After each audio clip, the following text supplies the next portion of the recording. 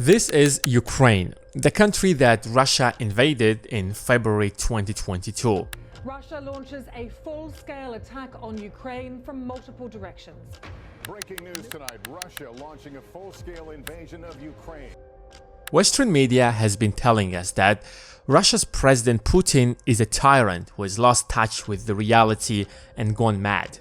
That is why he invaded Ukraine against all logic and morality. If we do not stop the madman in the Kremlin, who has access to 6,000 nuclear warheads, he will invade the rest of Europe and eventually the United States. When the invasion started, like many of you, I was bombarded by the media that Putin had started unjustified invasion of an independent, democratic European country. First of all, prior to the invasion or even the annexation of Crimea, Ukraine was one of the most corrupt countries in the world and was ruled by oligarchs. Secondly, there is a problem with this narrative. If he's a madman as the US claims, wouldn't sending weapons to Ukraine add fuel to the fire and push him to use nuclear weapons, starting World War III? Well, according to Biden, Putin won't use the nukes. Now, do you see the conflicting narrative here? On one side, Putin has gone mad and lost touch with the reality that he wants to invade the rest of Europe and eventually the United States. However, on the other side, he's a rational and logical man, therefore he won't use them. So, what is the truth here? Most of the weapons that the United States sent to Ukraine are the type of weapons that would only allow Ukraine to defend itself and not attack, such as manned portable defense system, Stinger or Javelin. So Ukraine won't be able to conquer back the territories that Russia annexed. The only weapon that made a real difference on the ground is the HIMARS, but the US sent only a handful of them, and many of them are already maybe destroyed. The US could have ended the conflict by sending like over 100 HIMARS, a few hundred tanks, or trained Ukrainian pilots on to fly F-16s. But why is the US not sending enough weapons to Ukraine? Joe Biden wants you to believe that they want to help Ukraine, but at the same time not escalate the conflict. Then what is the point of arming Ukraine if it is going to end up losing the war at the end of the day? Wouldn't that just hurt Ukraine? The truth is that the United States does not want the conflict in Ukraine to end. The conflict in Ukraine hasn't started like in February 2022. It didn't even start in 2014 when Russia annexed Crimea. The US has been fueling the fire in Ukraine for the last 30 years. The United States and Russia has been meddling in Ukrainian elections, installing puppet regimes, and creating divisions among Ukrainians, and ultimately turning Ukraine into a proxy war between Russia and the US. So, here is what is really happening in Ukraine. Another major development of the day, another republic declaring its independence. This time, the vitally important Ukraine announced it would soon be leaving the Soviet Union.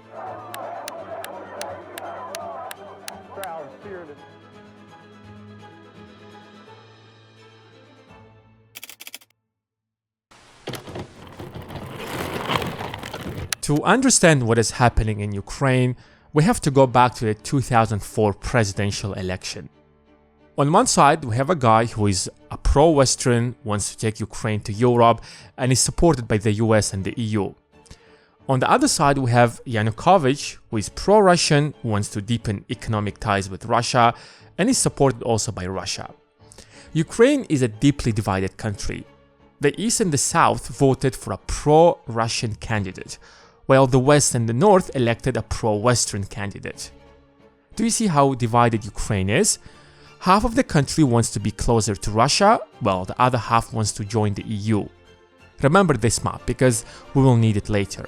Anyways, in the final stage of the election, the pro-Russian candidate was declared the winner. Now, what is the big deal here? That's how elections work. Well, here is where the root cause of the Russo-Ukrainian war that we're witnessing today began. The United States and the European Union did not recognize the results of the election, calling it fraudulent and corrupt. EU countries withdrew their ambassadors from Ukraine to show Kiev that they don't recognize the results of the election. That's basically what Trump did when he lost the election. But they criticized him for not admitting a defeat. I guess it only works when they win, but when they lose, then the elections are rigged. In any case, the EU threatened to cut all ties with Ukraine if Ukraine didn't revise the election results. Hillary Clinton and John McCain went as far as nominating the pro-Western candidate, Yushchenko, for the Nobel Peace Prize. Now, with the help of the US and the EU, hundreds of thousands of people of the pro-Western supporters came to the streets demanding to revise the election. Believe it or not, they got what they asked. The election was revised and the pro-Western candidate was declared the winner. With most votes counted, the Western-leaning economist leads by an insurmountable 9 percentage points. He thanked the hundreds of thousands who had taken to the streets to demand democratic change. Now, here's what matters. Yanukovych, who is the pro-Russian candidate, was backed by at least half of the country. He could have asked Russia to back him militarily and start a civil war in Ukraine, but he decided to give up his victory to avoid bloodshed. I didn't want mothers to lose their children and wives their husbands. I didn't want dead bodies from Kiev to flow down the Dnipro. I didn't want to assume power through bloodshed. Whether the elections was rigged or not, that's a different question. But we have to understand that Ukraine was one of the most corrupt countries in the world. And here is a spoiler. Both candidates turned out to be corrupt. Anyways, let's get back to Yushchenko. Now, he's now the president. The Ukrainian people have high hopes for the pro-Western candidate to finally take Ukraine to the European Union. That is the dream that the Western Ukraine had since the collapse of the Soviet Union. It was the perfect opportunity to join the EU. Now, Ukraine was not at war with Russia. Crimea is still part of Ukraine. Ukraine has a pro-Western president that is ready to sign literally anything to join the EU. However, joining the EU turned out to be much more difficult than promising to do so. The EU made demands that would take Ukraine decades to meet. In 6 years of his presidency, the EU didn't give him a deal to sign, at least partially to integrate Ukraine to Europe. But now when Ukraine is at war with Russia, when the Ukrainian economy is destroyed, when its infrastructure is demolished, when its cities are decimated, the EU is like, we're ready to make you part of Europe, as long as you keep fighting Russia. Look, we signed a paper that will make it easy for you to join the EU when the war is over. Just don't be distracted, just keep fighting Russia. I'm not accusing the EU of anything, but it just doesn't look right. Anyways, let's get back to Yushchenko. With no real progress made by the pro-Western president and the fact that he was involved in multiple corruptional scandals, people got frustrated and tired. So in the next election, they elected a pro-Russian candidate. The same old guy, Yanukovych, whose victory was stolen in 2004. Even some of the western part of Ukraine voted for the pro-Russian candidate. When Yanukovych came to power, who is from the eastern Ukraine and ethnically Russian, the EU is like, here is a deal to sign to integrate Ukraine to the European Union. We didn't offer it to our guy who is pro-Western in his 6 years of presidency, but we know that you won't sign it, especially since we stole your victory in 2004, so here is the deal. That's just so pathetic. However, he made it clear to the West that Ukraine won't join NATO, since Ukraine is deeply interconnected with Russia, and joining NATO will provoke Russia. He wanted to balance between Russia and the West, while economically integrating Ukraine into the European Union, like Finland. So he started fulfilling all these demands that the EU made, and then told the EU that if Ukraine signs an economic deal with them and not Russia, they need at least $160 billion of loans within the next 3 years to offset the losses that Ukraine would make by signing this deal with the EU, since Russia will retaliate. Russia is their largest trade partner, and Ukraine relies on Russia for gas to heat up their homes in winter. Ukraine has been part of Russia for 500 years, so their economies, nations, and infrastructure are interconnected. He can't just abandon that overnight. If they sign this deal with the EU, Russia will retaliate by raising gas prices or increasing tariffs. So they need the loan to offset the losses. But the EU was like, are you kidding me? No one is going to give you that kind of money. Instead, we will give you $19 billion within 7 years.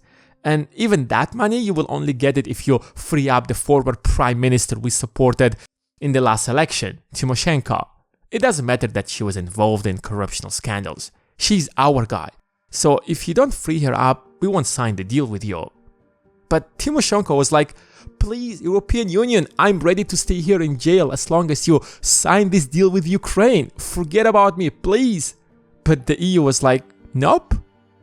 This freaks out Yanukovych.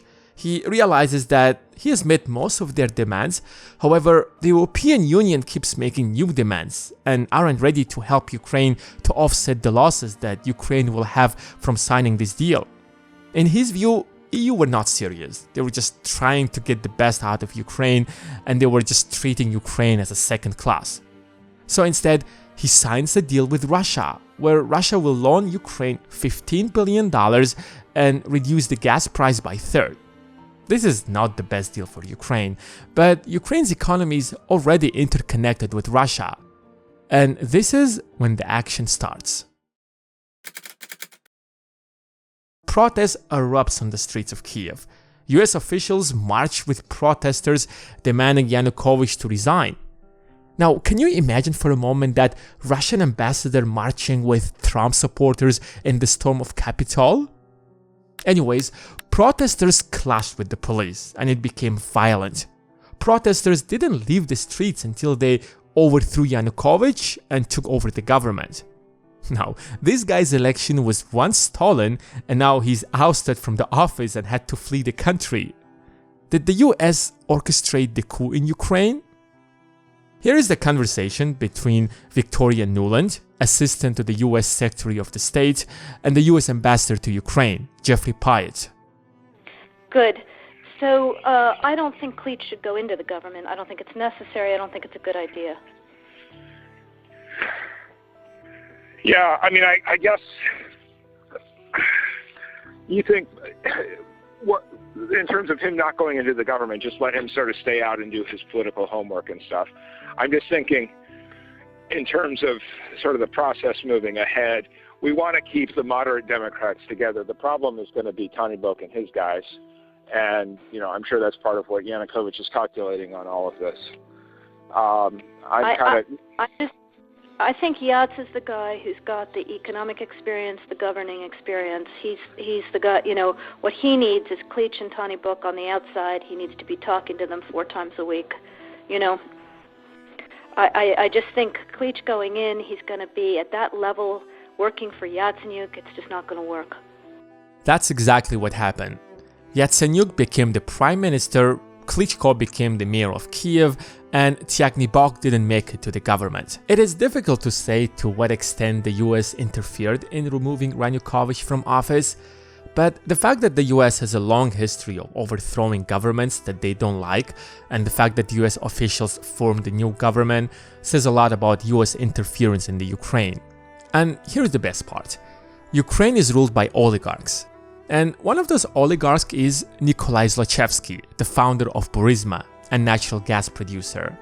Since Yanukovych was overthrown and now we have a pro-Western government, Zlochevsky hires Hunter Biden, the son of Joe Biden, who was the former vice president back then, to his board of directors for $50,000 per month. Hunter Biden knows nothing about the natural gas business, but the new pro-Western government in Ukraine wouldn't touch the company knowing that the son of the US vice president works there. Isn't that smart?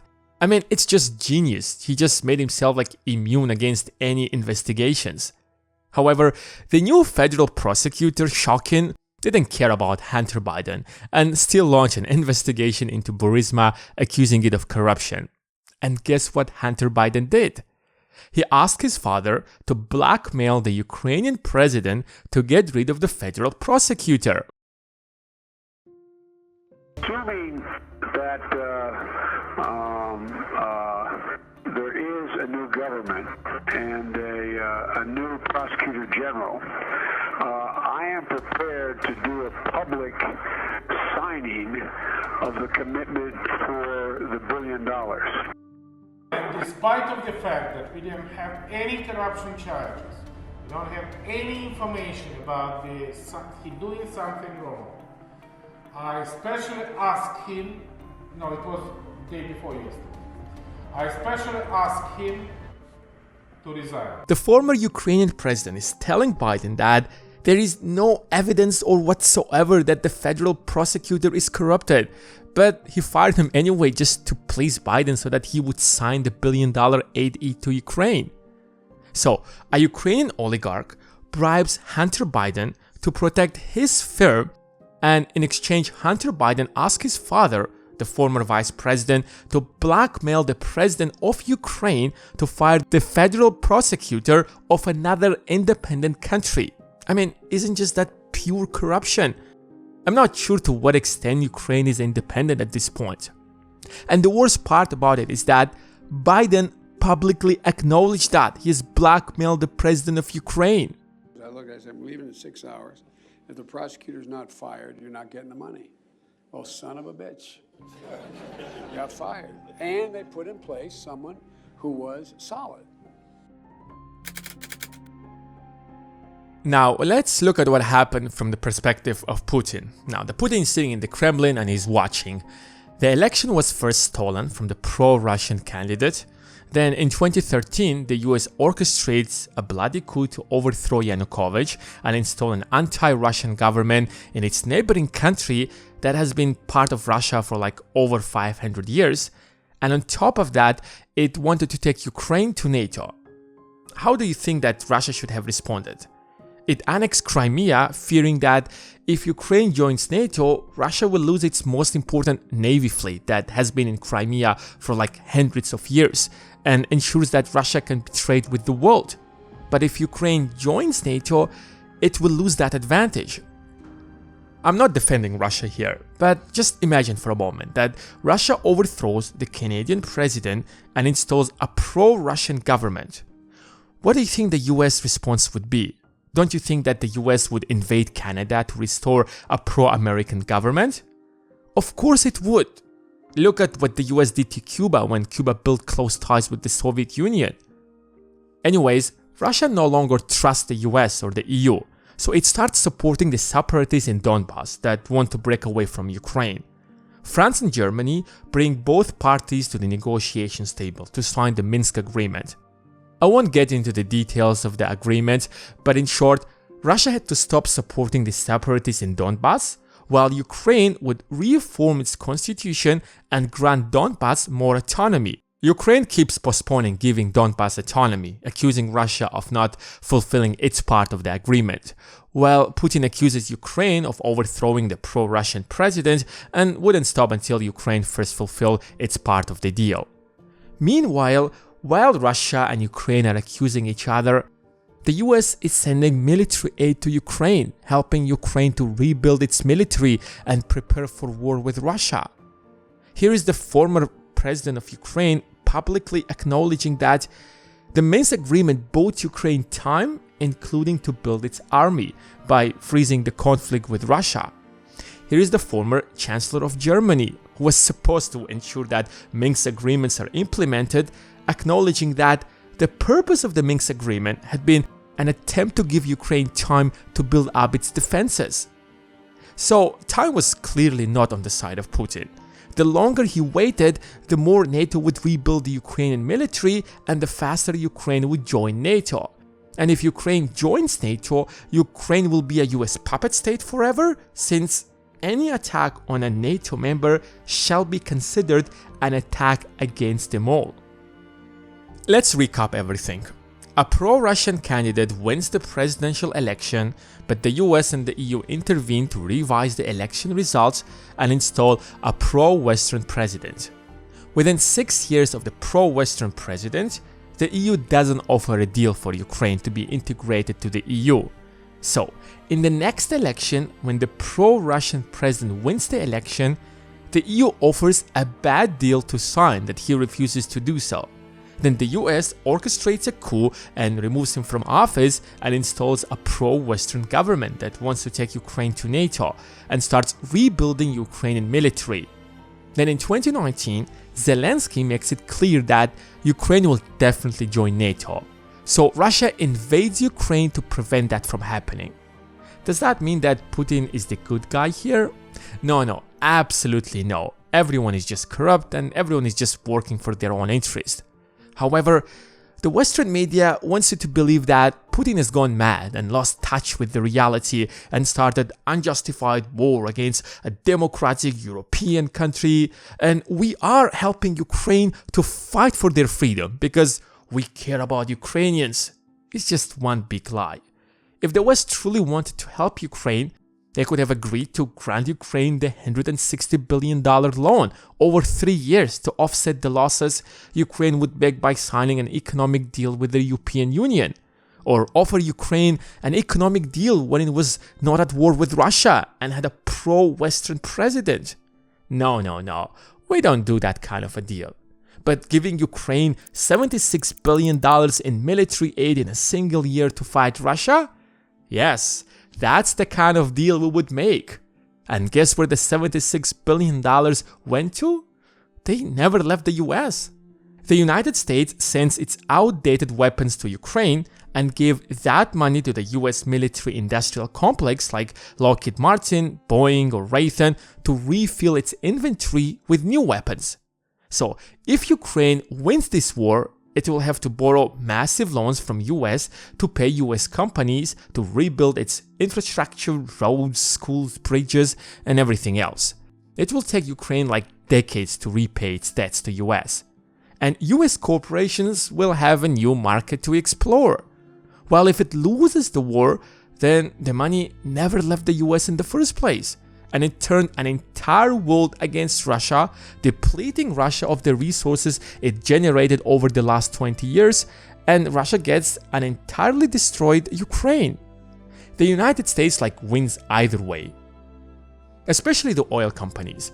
Before the pandemic started, Saudi Arabia cut prices and boosted production, trying to just bankrupt small manufacturers and drive them out of the market. Then the pandemic reduced the demand, further causing a sharp decline in prices. However, the war in Ukraine shot prices to the roof, helping US oil companies to just finally make massive profits in a very, very long time.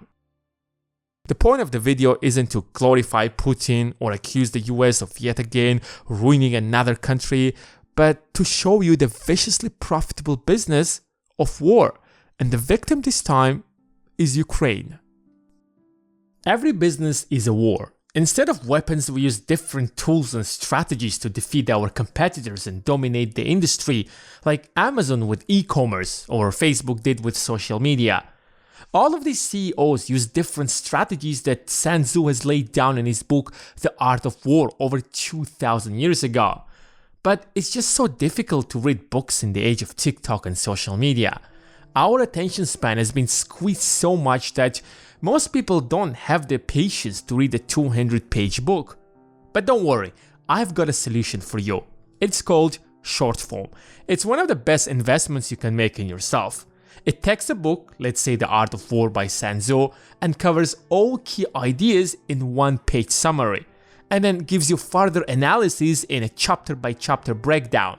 They're super detailed, so you get the book's key points at a deep level without the fluff.